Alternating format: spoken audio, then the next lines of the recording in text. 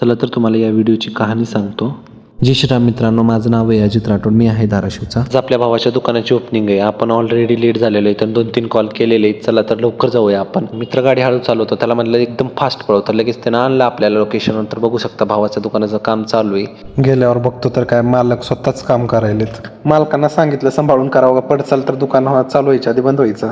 इकडे लगेच त्यांच्या मातोश्री पूजाची तयारी करून घेतली. भाऊ लगेच सगळ्यांना चंदन लावत होता. तर मी म्हंटल यार त्यानं लावतं म्हटल्यावर आपण बी लावलंच पाहिजे. मी बी घेतलं बोटाला चंदन आणि लावलं भावाच्या डोक्याला. एक नंबर दिसत होता. भावाला म्हटलं मस्त दिसतोय. भाऊ स्माईल देत होता. इकडे त्यांच्या मातोश्रीची तयारी झाली ती करून. पूजाची राहिलेली तयारी चालू होती. दिवा वगैरे लावत होते, कापूर वगैरे टाकत होते त्याच्यामध्ये.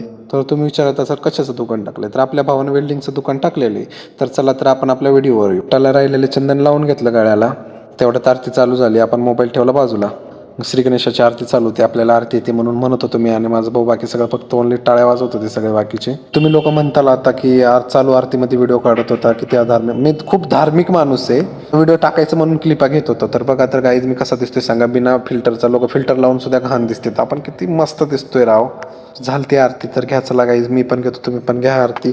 चला तर मेन व्हिडिओचा पार्ट आला. तर भाऊनं दिले पेढे. तर म्हटलं नुसतं पेढे काय देतोय, चल पाया पड म्हटलं मोठं आहे. तर भावानं पडला पाय. असा विषय झाला guys. Bye, thank you for watching my video. Bye.